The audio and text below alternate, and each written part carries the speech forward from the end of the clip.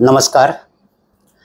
वेद ज्योतिषशास्त्राच्या या आपल्या अभ्यासक्रमाच्या मालिकेमध्ये पुढील व्हिडिओ घेऊन आम्ही आपणापुढे येत आहोत. गेल्या व्हिडिओमध्ये आपण पंचांगाची माहिती घेतली होती. त्याच संदर्भात आणखी थोडी माहिती आज आपण कुंडली कशी मांडायची या संदर्भात घेणार आहोत. ज्योतिषशास्त्राचा अभ्यास करणाऱ्यांना पंचांगातील जे लग्न समाप्ती कोष्टक असतं ते पान आणि ग्रह जिथे स्पष्ट केलेले असतात ते पान हे फार महत्त्वाचं असतं. ते कसं आता आपण कालनिर्णय पंचांगावरनं बघणार आहोत. कालनिर्णय पंचांगामध्ये डाव्या बाजूचं जे पान आहे त्यामध्ये इथे वर सगळे ग्रह स्पष्ट करून दिलेले आहेत. प्रत्येक दिवसाचे सकाळी 5:30चे. सकाळचे 5:30चे म्हणजे आपली भारताची प्रमाण वेळ जी आहे ती ग्रीनविचच्या 5.5 तास पुढे आहे. म्हणून प्रत्यक्षात हे जे ग्रह आहेत हे ग्रीनविच टाईमप्रमाणे रात्री 12चे आहेत, परंतु आपल्याकडे त्यावेळेला सकाळचे 5:30 असतात. म्हणून आपल्याकडे हे सकाळी 5:30चे दिलेले आहेत. त्याचा उल्लेख पंचांगात केलेला आहे. त्याच्या खालचं महत्त्वाचं कोष्टक जे आहे हे प्रत्येक दिवसाचं मुंबईचं लग्न समाप्ती कोष्टक आहे. हे मुंबईचं पंचांग असल्यामुळे मुंबईचं लग्न समाप्ती कोष्टक आहे. इथे मुंबई शहरावरती पूर्व क्षितिजावरती ज्या ज्या राशी किती वाजेपर्यंत उदित आहेत ते इथे दिलेलं आहे आणि ह्याचा उपयोग कसा करायचा तो आपण पुढे बघणार आहोत. कुंडली मांडताना आपल्याला 3 गोष्टी महत्त्वाच्या असतात की पहिली गोष्ट म्हणजे जन्मतारीख.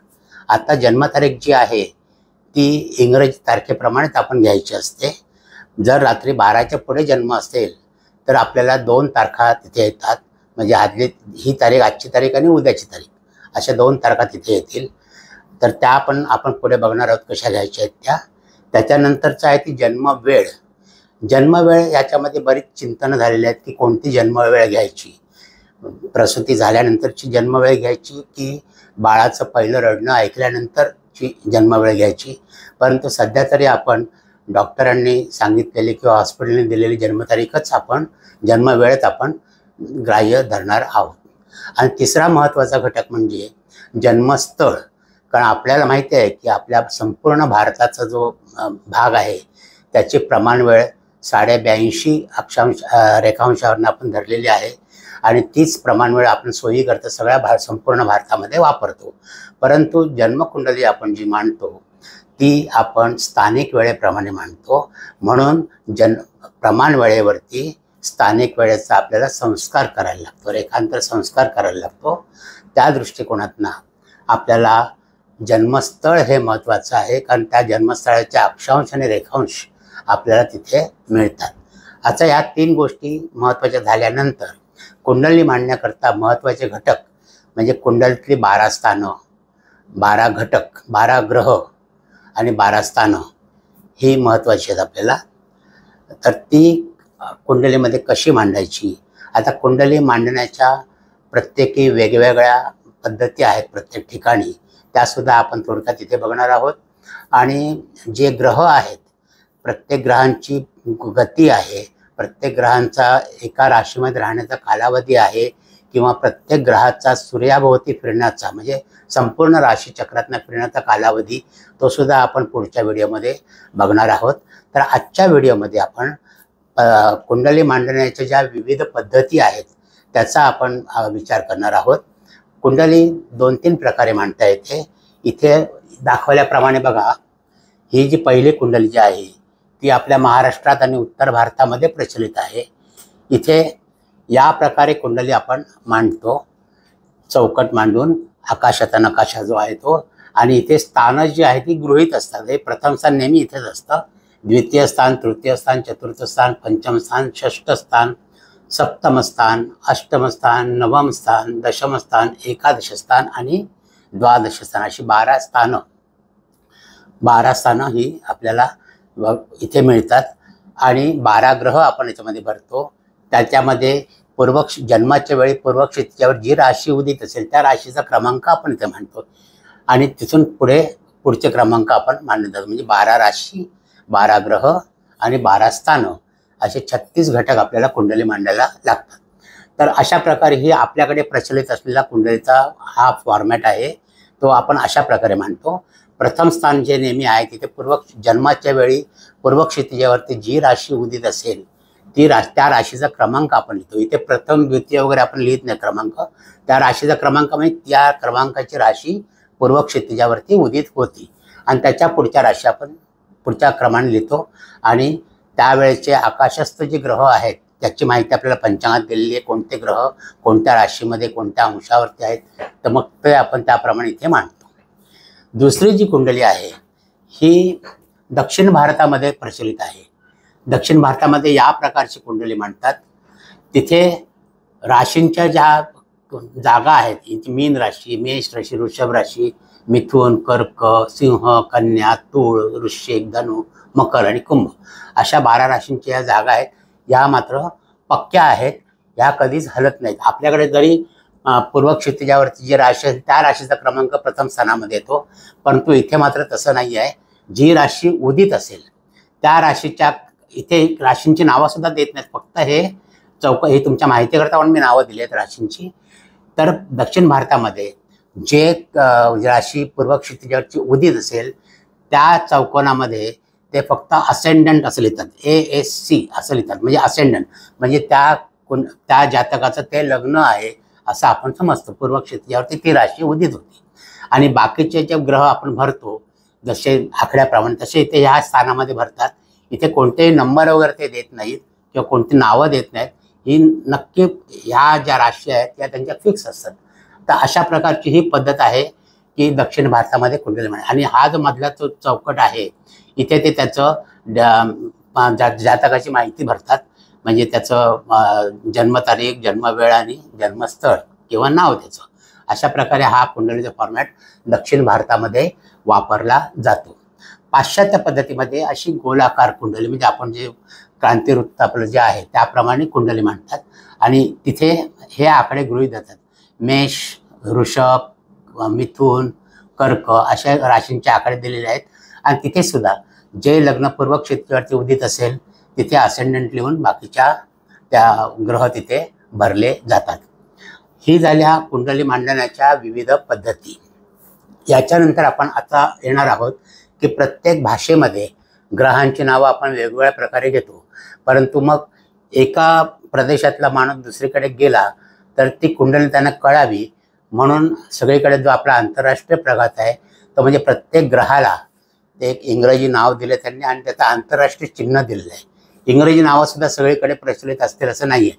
उदाहरणार्थ तुम्ही रशियामध्ये गेलात तर रशियामध्ये इंग्रजी नावं त्यांना वाचता येतीलच असं नाही, परंतु प्रत्येक ग्रहाला आणि प्रत्येक राशीला त्यांनी आंतरराष्ट्रीय चिन्ह दिलेलं आहे. ते मात्र सगळ्या जगात चालू शकतं. म्हणजे ते आंतरराष्ट्रीय चिन्ह जर तिथे दिलं ग्रहांच्या ऐवजी तर तिथे जगातल्या कोणत्याही भागामध्ये ते ग्रह तुम्हाला कोणत्याही भाषेत किंवा कोणत्या भाषिक असेल तर त्याला ते ग्रह कोणत्यात ते कळू शकतील. तर त्या दृष्टिकोनातून आपण प्रत्येक ग्रहाचं इंग्रजी नाव, आपल्याकडे इंग्रजी भाषा जास्त प्रचलित असल्यामुळे इंग्रजी नाव आणि त्याचं आंतरराष्ट्रीय चिन्ह आपण आता बघणार आहोत. तर ते आता आपण बघूया की ग्रहांचे व राशींचे इंग्रजी नाव व आंतरराष्ट्रीय चिन्ह. आंतरराष्ट्रीय चिन्ह हे फार महत्त्वाचं आहे. जसं माणूस चंद्रावरती गेल्यानंतर सुद्धा तिथे जो संदेश लिहिला आहे तो आंतरराष्ट्रीय चिन्हामध्येच लिहिलेला आहे. म्हणजे कोणत्याही भाषिक कोणत्याही देशाचा नागरिक गेला तरी त्याला त्याचं आकलन व्हावं. त्या दृष्टिकोनातनं आपण अगोदर ग्रहांचे आंतरराष्ट्रीय चिन्ह बघूया आणि नंतर राशींचे आंतरराष्ट्रीय चिन्ह बघूया. तर ग्रहांमध्ये पहिला ग्रह रवी, त्याला इंग्रजीमध्ये सन असं म्हणतात आणि त्याचं आंतरराष्ट्रीय चिन्ह असं आहे म्हणजे गोल आणि मध्ये एक डॉट. हा रवीचं आंतरराष्ट्रीय चिन्ह. इथे नुसतं हे चिन्ह जर लिहिलं तरी सगळ्यांना कळू शकेल की हे रवी ग्रहाबद्दल आहे, हा रवी ग्रह आहे. नंतर चंद्राला इंग्रजीमध्ये मून म्हणतात आणि त्याचं आंतरराष्ट्रीय चिन्ह असं चंद्रकोर, आपण जी बघितली तुम्हाला सगळ्यांच्या माहितीची आहे. मंगळाला मार्स असं नाव आहे, मार्स, आणि त्याचं आंतरराष्ट्रीय चिन्ह असं आहे. तर हे चिन्ह तुम्ही मंगळाकरता तिथे वापरायचं आहे. बुधाचं इंग्रजी नाव आहे मर्क्युरी आणि त्याचं आंतरराष्ट्रीय चिन्ह असं आहे की बुध हा बुद्धीचा ग्रह म्हणून वरती तुम्हाला अँटिनासारखं थोडंसं दिसतं त्याच्यामध्ये, आणि हे चिन्ह जे ते बुधाचं चिन्ह आहे. गुरुला ज्युपिटर असं नाव आहे आणि त्याचं आंतरराष्ट्रीय चिन्ह असं आहे. ही चिन्ह तुम्हाला लक्षात ठेवली तर मग ग्रहांचं नाव न घेता सुद्धा त्या चिन्हाप्रमाणे ते कोणता ग्रह आहे त्याचं आकलन कोणत्याही जगातल्या व्यक्तीला होऊ शकतं. शुक्राला व्हीनस असं नाव आहे इंग्रजी आणि त्याचं आंतरराष्ट्रीय चिन्ह हे असं आहे शुक्र. नंतर शनीला सॅटर्न असं नाव आहे आणि त्याचं आंतरराष्ट्रीय चिन्ह हे असं दिलेलं आहे आंतरराष्ट्रीय चिन्ह. राहूला असेंडिंग नोड असं इंग्रजीमध्ये म्हणतात, असेंडिंग नोड आणि डिसेंडिंग नोड. तर राहूला असेंडिंग नोड असं म्हणतात आणि त्याचं आंतरराष्ट्रीय चिन्ह हे अशा प्रकारे दिलेलं आहे. केतूला डिसेंडिंग नोड असं म्हणतात आणि त्याचं आंतरराष्ट्रीय चिन्ह हे असं दिलेलं आहे, उलट राहूच्या उलट दिलेलं आहे. हर्षलला हर्षल किंवा युरेनस असं म्हणतात इंग्रजीमध्ये. हर्षल पण नाव आहे आणि युरेनस पण नाव आहे. तर त्याचं आंतरराष्ट्रीय चिन्ह हे असं आहे, एच काढून मध्ये हर्षलचा एच आणि मध्ये अशी आई खूण दिलेली आहे. नंतर नेपच्यूनला पण इंग्रजी नाव नेपच्यूनच आहे. आपल्याकडे नावं वेगळे आहेत. आपल्याकडे हर्षलला प्रजापती असं म्हणतो आपण, नेपच्यूनला वरुण असं म्हणतो आणि प्लुटोला इंद्र असं नाव आहे आपल्या भारतामध्ये. परंतु आपण ही इंग्रजी नावच प्रचलित म्हणून वापरतो. तर हर्षलचं युरेनस झालं, नेपच्यूनचं नेपच्यूनच आहे, त्याचं आंतरराष्ट्रीय चिन्ह असं आहे. आणि प्लुटोचं आंतरराष्ट्रीय चिन्ह हे असं आहे. अशी ही 12 ग्रहांची आंतरराष्ट्रीय चिन्ह आहेत. इथे ग्रहांची नावं जर न लिहिता जरी तुम्ही चिन्ह लिहिली तरी तुम्हाला त्याचं ओळखू आलं पाहिजे की कोणत्या ग्रहाबद्दल आपल्याला माहिती द्यायची आहे किंवा कोणता ग्रह तिथे त्या राशीमध्ये त्या स्थानामध्ये आहे असं. जशी ग्रहांची आंतरराष्ट्रीय नावं आणि चिन्ह आहेत तशीच राशींची सुद्धा आहेत. ज्यावेळेला आपण भावचलित कुंडली मांडतो त्यावेळेला राशींची नावं ती सुद्धा इंग्रजीमध्ये किंवा त्याची खुणा असतात. एफेमेरिस बघताना तुम्हाला राशींची नावं न देता त्या आंतरराष्ट्रीय चिन्ह असतात तिथे, त्या चिन्हाच्या पुढे त्यांचे त्या एफेमेरिस सगळ्या दिलेल्या असतात. तर ती सुद्धा नावं आपण बघून घेऊया आता. मेष राशीला इंग्रजीमध्ये एरीज असं म्हणतात, एरीज, आणि त्याचं आंतरराष्ट्रीय चिन्ह असं आहे, साधारण या प्रकारचं आहे. वृषभला इंग्रजी नाव आहे टॉरस आणि त्याचं आंतरराष्ट्रीय चिन्ह हे असं आहे. वृषभ तर तुम्हाला माहिती आहे बैल चिन्ह आहे, म्हणजे शिंगासारखं त्यांनी काढलेलं इथे बैल असं हे आंतरराष्ट्रीय चिन्ह आहे. मिथुनला जेमिनी म्हणतात, जेमिनी, आणि ती जोडी आहे दोघांची म्हणून हे त्याचं चिन्ह मिथुनचं असं दिलेलं आहे आंतरराष्ट्रीय चिन्ह. कर्क राशीला कॅन्सर असं म्हणतात, कॅन्सर, आणि त्याचं आंतरराष्ट्रीय चिन्ह हे असं आहे, उलट 69चं आकाराचं असं ते दिलेलं आहे. सिंह राशीला लिओ म्हणतात, लिओ, आणि त्याचं आंतरराष्ट्रीय चिन्ह हे असं आहे. नंतर कन्या राशीला वर्गो असं म्हणतात, कन्याला वर्गो असं नाव आहे इंग्रजी आणि त्याचं आंतरराष्ट्रीय चिन्ह हे असं आहे. त्याच्यानंतर तुळ राशीला लिब्रा असं म्हणतात, लिब्रा म्हणजे तराजू आपलं तो लिब्रा, आणि त्याचं आंतरराष्ट्रीय चिन्ह हे असं आहे. वृश्चिक राशीला स्कॉर्पिओ असं इंग्रजीत म्हणतात आणि त्याचं आंतरराष्ट्रीय चिन्ह हे असं आहे. धनुराशीला सॅजिटेरियस असं नाव आहे आणि त्याचं हे 2 बाण, एखाद एक बाण आहे, 2 असं चिन्ह आहे. मकर राशीला कॅप्रिकॉर्न असं म्हणतात आणि त्याचं आंतरराष्ट्रीय चिन्ह हे असं आहे. कुंभ राशीला ॲक्वेरियस असं म्हणतात आणि त्याचं आंतरराष्ट्रीय चिन्ह हे असं आहे. मीन राशीला पायसेस असं म्हणतात आणि त्याचं आंतरराष्ट्रीय चिन्ह हे असं आहे. तर ही जी चिन्ह आहेत आंतरराष्ट्रीय चिन्ह ही फार महत्त्वाची आहेत. तुम्ही जर दुसऱ्या परदेशातल्या कुंडल्या बनवत असाल किंवा परदेशातल्या कुंडल्या तुम्हाला वाचायच्या असतील पुढे मागे, तर तिथे त्यांची जर भाषा तुम्हाला कळत नसेल तर ह्या आंतरराष्ट्रीय चिन्हावरून तुम्ही ती कुंडली वाचू शकता. तिथे किती डिग्रीजवरती आहे ते सगळं तुम्हाला तिथे याच्यावरनं त्याचा अर्थबोध होऊ शकेल.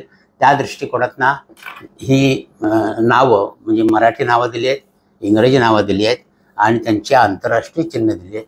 ही फार महत्त्वाची आहेत. ही आपण सगळ्यांनी व्यवस्थित लक्षात ठेवायच्या. कुंडली मांडण्याच्या या पद्धती आहेत त्यासुद्धा तुम्ही लक्षात ठेवा. म्हणजे कुठल्या प्रकारची कुंडली जरी आली तरी ती वाचताना तुम्हाला काही अडचण येऊ शकणार नाही, त्या अडचणी तुम्हाला येणार नाहीत. ही दक्षिण भारतातली कुंडली आहे, ही आपल्याकडची कुंडली आहे आणि पाश्चात्य देशातली कुंडली आहे. आणि ही नावं एवढी जर तुमच्याकडे माहिती जर तुमच्याकडे असेल तर तुम्हाला कोणत्याही देशातली कुंडली किंवा कोणत्याही प्रदेशातली कुंडली तुम्हाला काहीही अडचण न येता वाचता येईल.